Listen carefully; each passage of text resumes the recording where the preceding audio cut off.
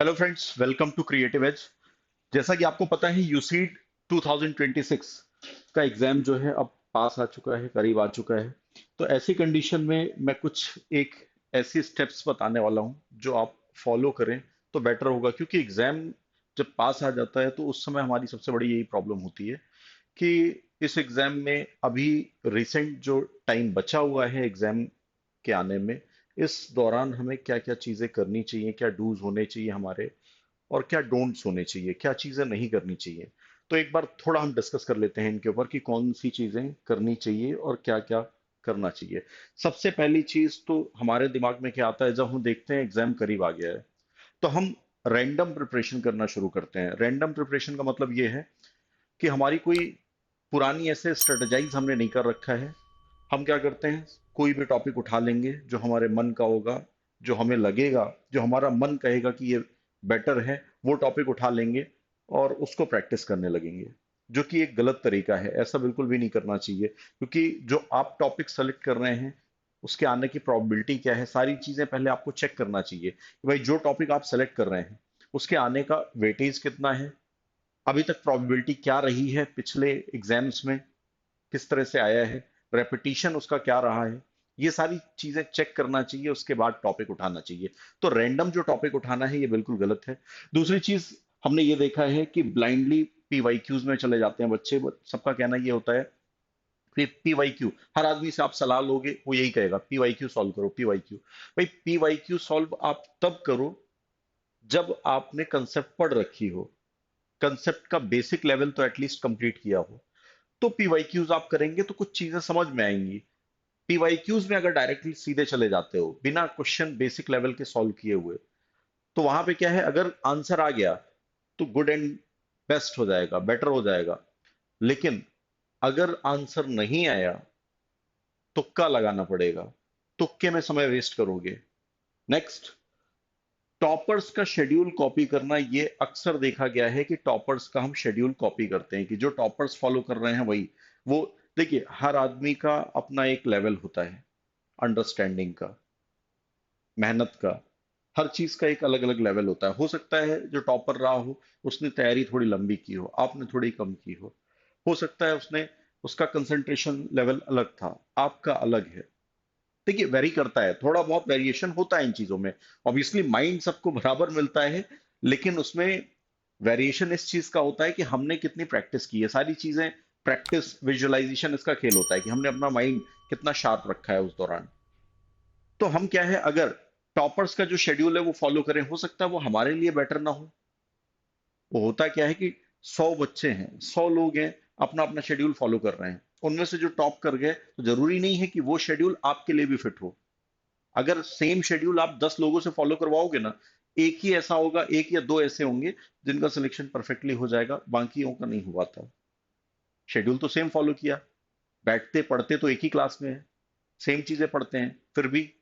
तो ये कहीं ना कहीं वेरिएशन जो आता है, थोड़ा गैप जो आता है, ये किस कारण से होता है कि या तो हमारी प्रैक्टिस थोड़ी कम रह गई है, या तो हमारी थिंकिंग, विजुअलाइजेशन पावर जो होती है वो उतनी डेवलप नहीं हो पाई होती है उस दौरान तक। और मे बी रीजन ये हो सकता है कि गैप, एक टाइम का गैप रहा हो हमारा, या फिर हमने उतनी ज्यादा समय का इन्वेस्टमेंट नहीं किया उसमें। कोई भी कारण हो सकता है।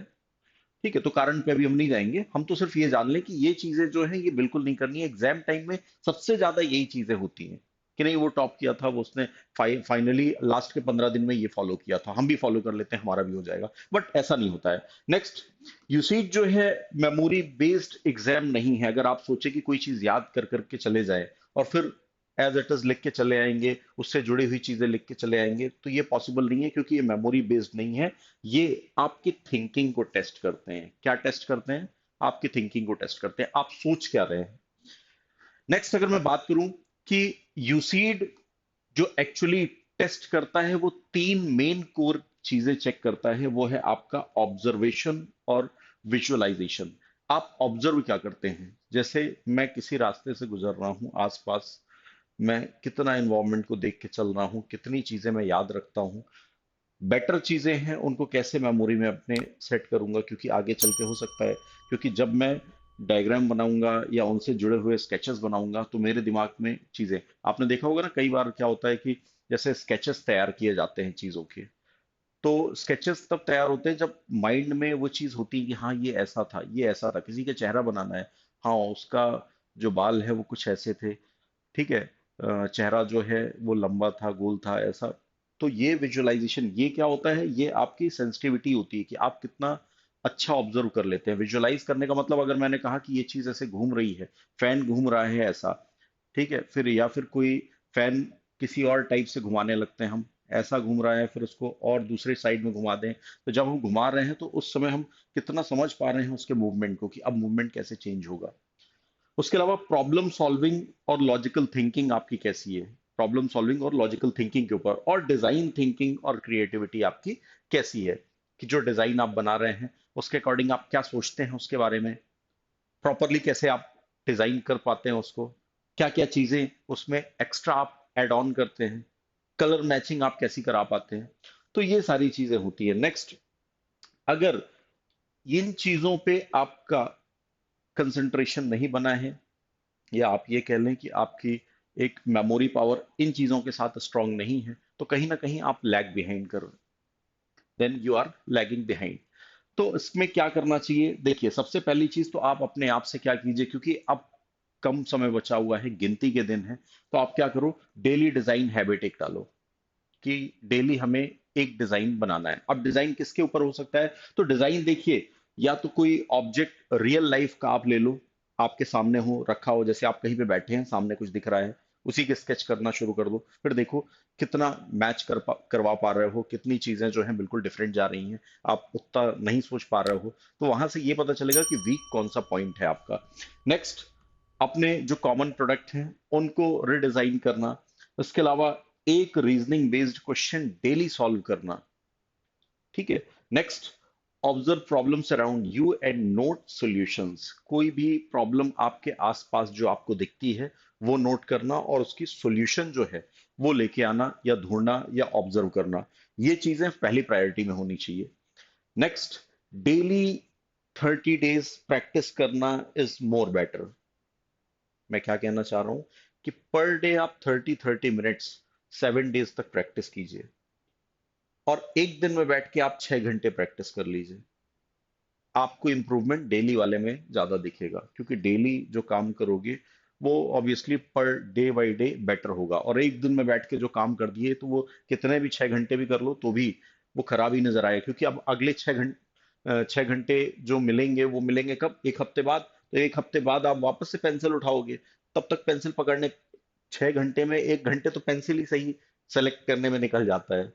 तो ये सारी चीजें होती हैं, दैट्स वाई। अब पीवाईक्यू भी जो सॉल्व करते हो आप लोग, उनकी क्या अप्रोच होती है, आपकी जो जनरल एक अप्रोच है, मैं ये नहीं कह रहा हूँ किसी पर्टिकुलर पर्सन की, एक जनरल अप्रोच होती है, वो उस जगह पे कोई भी हो, हर आदमी यही करता है कि पीवाईक्यू सॉल्व करता गया, सॉल्व करता गया, लेकिन उसका कोई प्रॉपर एनालिसिस नहीं करते। क्यों? क्योंकि पीवाईक्यू हमारा काम है सॉल्व करते जाएं, उस तरह के हमको क्वेश्चन पता चल जाएंगे, वो ठीक है, लेकिन आप ये देखिए कि जो अप्रोच है आपकी वो क्या है। सबसे पहली तो आपकी अप्रोच जो है, अगर इस तरह से आप चल रहे हैं तो गलत है, क्योंकि आप सिर्फ लास्ट में देखते हैं कि कितने सही हैं, कितने सही हैं बस देखना, पूरी तरह से अगर देखा जाए फुल एंड फाइनल ट्रू नहीं है। इसमें क्या करना होगा, इसमें आपको ऐड ऑन करना होगा कि ऑप्शन अगर करेक्ट है, तो आपने क्या सोचा था ऐसा कि ये ऑप्शन पे आप गए, उसके पीछे की पूरी कहानी क्या है। अगर गलती हुई है, तो वो गलती कहाँ पे हुई है, कैसी हुई है, किस कारण से हुई है। तुक्का मार के अगर सही कर लिए हो तो भी उसका प्रॉपर एनालिसिस करना है कि आखिर ये ऐसा क्या था जिसके कारण हमें ये दिक्कत गई, ये वाला क्वेश्चन हमें समझ में नहीं आया, क्यों समझ में नहीं आया। कोई भी लॉजिक आप अप्लाई कर रहे हो, तो वो लॉजिक आप कैसे अप्लाई कर रहे हो, कैसे अप्लाई कर पा रहे हो, या कैसे करोगे अप्लाई किसी चीज में, किसी क्वेश्चन में, ये सारी थिंग। तो पीवाईक्यू जो है, ये एक तरह से सिर्फ क्वेश्चन सॉल्विंग के लिए नहीं है, कि आप सोचो कि क्वेश्चन सॉल्व कर करके हम पिछले 5 साल 10 साल के पेपर सॉल्व कर लिए, क्वेश्चन सॉल्व कर लिए, सारी चीजें हमने आसान कर ली है, नहीं, ये नहीं किया है आपने। पीवाईक्यू जो है जस्ट टेम्पलेट की तरह देखना है। टेम्पलेट की तरह देखना मतलब ये है कि हमें एक ब्लूप्रिंट की तरह देखना है कि ये इस तरह के क्वेश्चन आए हुए हैं, तो इस तरह के अगर आते हैं तो हमें क्या सोच रखनी है, सामने जो क्वेश्चन बना रहा है उसकी क्या सोच थी कि उसने ऐसा क्वेश्चन बनाया, और हम ऐसा क्या करें कि ये क्वेश्चन जो है हम ये बेटर वे में कर पाए। तो अपनी सोच को डेवलप करना है। नेक्स्ट, सबसे पहली चीज तो ओवर फोकस नहीं करना है ड्राइंग में, क्योंकि क्या होता है मैक्सिमम बच्चे क्या है डरे हुए रहते हैं कि हमारी स्केचिंग जो है थोड़ा कमजोर है, तो पूरा फोकस वो ड्राइंग में कर लेते हैं, पर ऐसा नहीं करना है, ये गलत चीज है। इग्नोर पार्ट ए को आप नहीं कर सकते, पार्ट ए को भी इग्नोर करने लगते हैं बच्चे की, नहीं ठीक है पार्ट ए जो है इसको अभी साइड में रखते हैं और बाकी चीजें जो है कंप्लीट करते हैं, ऐसा भी बिल्कुल नहीं करना है भाई। वेटेज तो सभी का है ना, निकालना है एग्जाम तो हर जगह स्कोर करना पड़ेगा, तो इनके लॉजिकल क्वेश्चंस अवॉइड नहीं करने हैं। और बोर्ड एग्जाम के लिए जो है देखो, बोर्ड एग्जाम की पढ़ाई करनी है उसमें कोई डाउट वाली बात नहीं है, बोर्ड एग्जाम की अपनी पढ़ाई करनी है, लेकिन बोर्ड एग्जाम जैसे इस एग्जाम की पढ़ाई नहीं करनी है। ये बोर्ड एग्जाम नहीं है, ये कॉम्पिटेटिव एग्जाम है, यहाँ एक एक पॉइंट मैटर करता है, 0.1 मार्क्स भी अगर किसी के ज्यादा आए हैं तो भी मैटर करता है, ठीक है। तो ये है। और लास्ट लास्ट में हम ये भी सोचने लगते हैं कि हमारे पास अभी टाइम है, टाइम है, 10 दिन बचे हैं, चलो अभी 10 दिन बचे हुए हैं कर लेंगे, 12 दिन बचे हुए हैं हाँ कर लेंगे। 10 दिन 12 दिन बचे नहीं है, वो आपके सोचने की सिर्फ बात है कितने दिन है। आप जो काउंट करते हो जरूरी नहीं कि उतने एग्जैक्टली समय आपके पास बचा हो, क्योंकि बीच में कुछ दिन कुछ ना कुछ डिस्टरबेंस हो जाता है, कब क्या दिक्कतें आ जाए कुछ पता नहीं है। तो दैट्स वाई इतना फोकस्ड होके काम करना चाहिए कि ये चीजें जो हैं ये हमेशा दिमाग में रखनी चाहिए कि आपके पास समय नहीं है। समय के लिए बिल्कुल ये मत सोचना कि अभी समय है, समय किसी चीज का परफेक्ट नहीं होता कि हाँ इतने दिनों में ये हमने टारगेट बनाए कर लेंगे, नहीं, हमेशा समय से पहले काम करना सीखो, समय से पहले चीजें रखना सीखो। और लास्ट में मैं ये चीज आपको बताना चाहूंगा कि अगर आप ये चीज देख रहे हैं तो याद रखना, 2026 यूसीड मैंने कहा कि अब आ चुका है, पेपर बहुत जल्द ही होने वाला है। तो आपको ये चीज याद रखनी होगी कि आपके माइंड को आपको इतना ट्रेंड रखना होगा कि ऑब्जर्वेशन, लॉजिक्स और डिजाइन थिंकिंग, ये चीजें जो है आपका माइंड परफेक्टली ट्रेंड हो, तब आप यूसी 2026 में बैठेंगे तो परफेक्ट करके आएंगे चीजें। आप में कंटिन्यूटी, स्मार्टनेस, कंसिस्टेंसी, ये चीजें होना बहुत जरूरी है। सिर्फ यूसीट की तो ये तो क्योंकि अभी रिसेंट एग्जाम है, हर एग्जाम के लिए कंसिस्टेंसी होना जरूरी है, बट यूसीट के लिए और भी ज्यादा क्यों, क्योंकि इसमें भी आपके दो पार्ट्स आपको कवर करने होंगे, पार्ट ए पार्ट बी।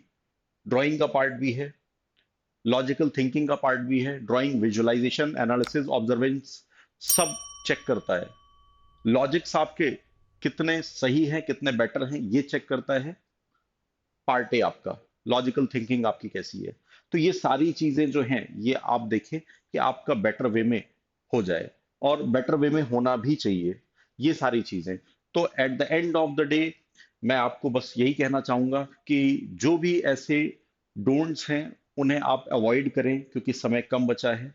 ज्यादा ना सोचें कि कैसे होगा क्या होगा, समय हमारे पास इतना बचा हुआ है, डेली समय कैलकुलेट नहीं करना है। आप अपने हिसाब से, अपनी कंफर्टनेस के हिसाब से टाइम टेबल बनाएं। ये नहीं कि टॉपर क्या कर रहे हैं, टॉपर क्या नहीं कर रहे हैं, ये अब सोचने का समय नहीं है टॉपर क्या कर रहे हैं क्या नहीं कर रहे हैं।